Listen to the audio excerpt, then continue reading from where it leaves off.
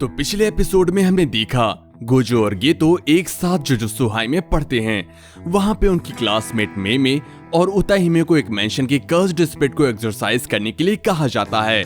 And दूसरी तरफ Gojo और गेतो को एक नया काम मिलता है जो था स्टार प्लाज्मा वेसल को सुरक्षित मास्टर टेंजन तक पहुंचाना। बट उनके पीछे दो डेडिकेटेड ग्रुप्स पड़ जाते हैं एंड कई सारे कॉम्बेटेंट्स उन पर हमला कर देते हैं। और अब आगे हम देखते हैं कि गेटो चाय बना रहा होता है और एक अच्छी सी चाय बनाकर जब वो आकर काउच पर बैठता है तब हमें पता चलता है कि एक अपार्टमेंट है जो अभी अभी डिस्ट्रॉय हुई है। स्टार प्लाज्मा वेसल यानी वो लड़की सो रही है और जिसने उस पर हमला किया है अब वो गेटो की कर्स्ड स्पिरिट की हवस का शिकार हो रहा है।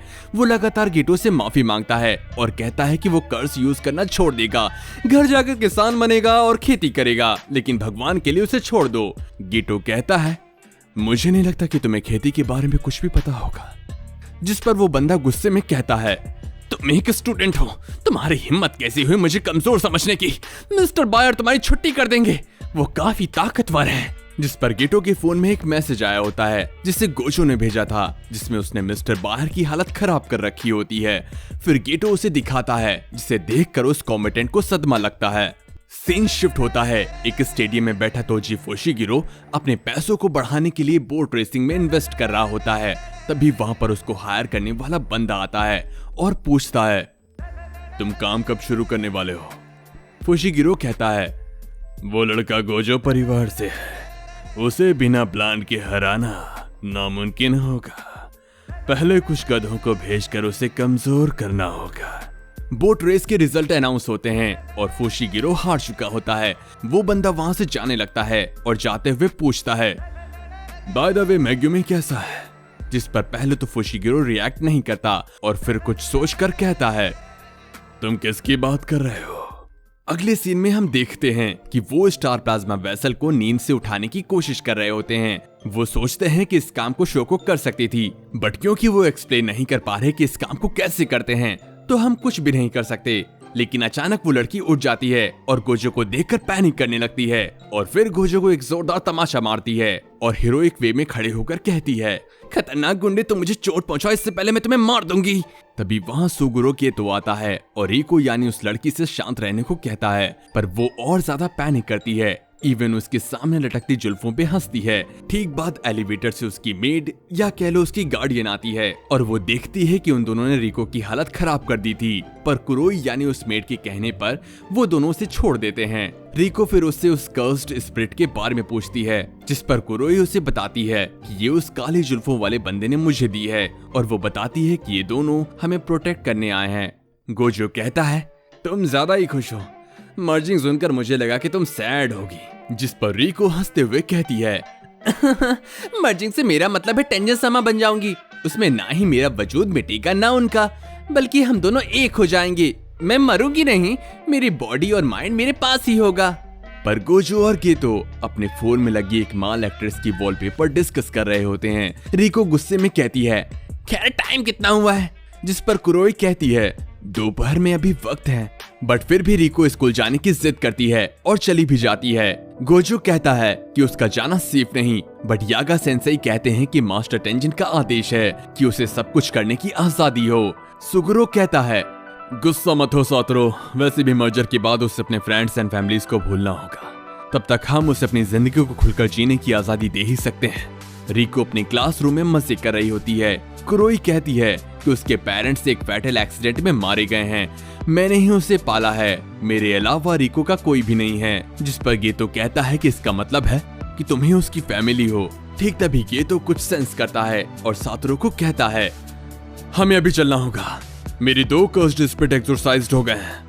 सीन शिफ्ट होता है। फुशिगिरो एक रेस्टोरेंट में बैठकर खाते हुए टीवी देख रहा होता है। उसने फिर से बोट रेस पर बेट लगाया होता है और फुशिगिरो का एम्प्लॉयर रिको को स्टॉक कर रहा होता है। वहीं दूसरी ओर गोजो एंड टीम रिको को ढूंढने के लिए स्कूल में पहुंच चुके होते हैं और लगातार ढूंढ रहे होते हैं। फुशिगिरो कॉल पे बात कर रहा होता है जहां वो बंदा फुशिगिरो को काम जल्दी करने को बोलता है, वरना वो अपने 30 मिलियन येन को गवा देगा अगर थोड़ी सी भी गलती हुई तो, और अगर तुमसे पहले किसी और ने उसे मार भी दिया तो।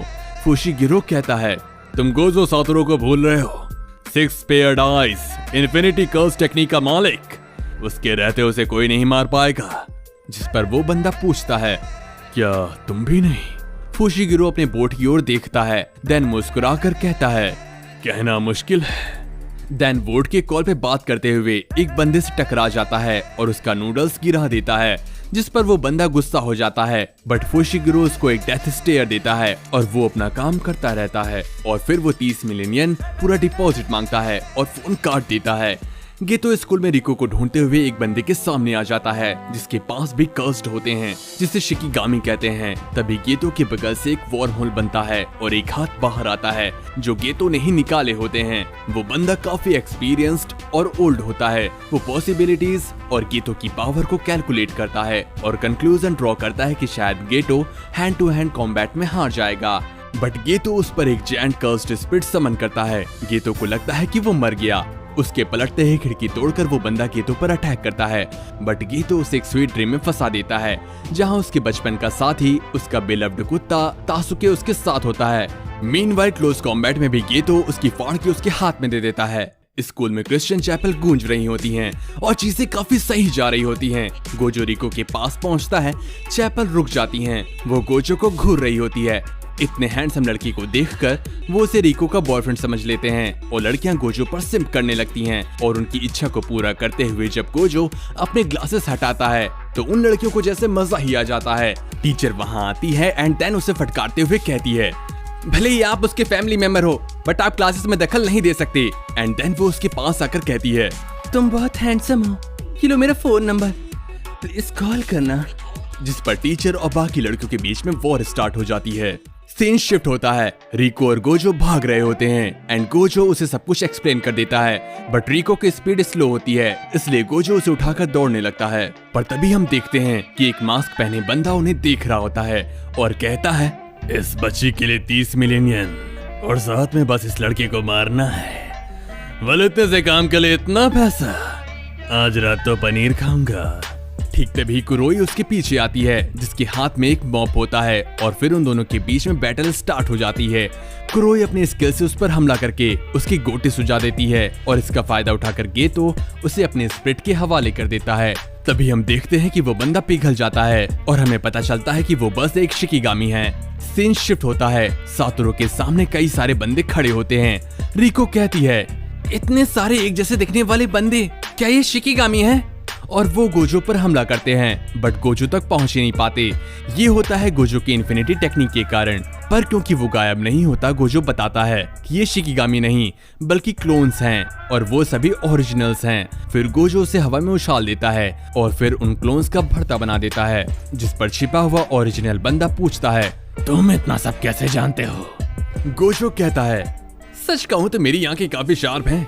और फिर वो अपना चश्मा उतार के छोड़ देता है, बट वो जमीन पे नहीं गिरता। गोजो बताता है कि उसकी इन्फिनिटी वाली पावर कितनी खतरनाक है, इसका गिरना कभी नहीं रुकेगा। बट इन्फिनिटी और ग्राउंड के बीच इसकी दूरियां बस घटती जाएंगी और इन्फिनिटी ईयर्स लगेंगे, फिर भी ये ग्राउंड टच नहीं कर पाएगा। इसके बाद वो रिको को अपना सर बचाने को कहता है और हाथ उठाकर वो बिल्डिंग को तोड़कर उस बंदे के पीछे पड़ जाता है और 1 सेकंड से भी कम समय में वो उसके पास था। गोजो बताता है कि divergence of infinity curse technique reversal है। फिर वो एक स्कारलेट रेड कलर की एनर्जी बॉल को समन करता है, बट दैन खुद को उस पर शूट करने से रोक लेता है और कहता है कि एक्चुअली वो इसे करने से फेल हो गया। बट तभी रिको को कॉल आता है। जब वो उसे उठाती है तो कोई आवाज नहीं होती, लेकिन इसके बाद जब वो अपना फोन चेक करती है तो उसे वहाँ एक पिक्चर मिलती है जिसमें कुरोई को कैप्चर करके रखा गया होता है। उसे देखकर रिको डर जाती है और इसी के साथ ये एपिसोड यहीं खत्म हो जाता है। और एक जरूरी बात, कुछ लोग कमेंट करते हैं कि हम लोग एपिसोड रिलीज होने के 2 से 3 घंटे में वीडियो क्यों नहीं डाल देते। हाँ, जानता हूँ कुछ चैनल ऐसा चमत्कार कर भी देते होंगे, बट हम ऐसा नहीं कर सकते क्योंकि हम चाहते हैं कि आपका ये एनिमे देखने का एक्सपीरियंस खराब ना हो।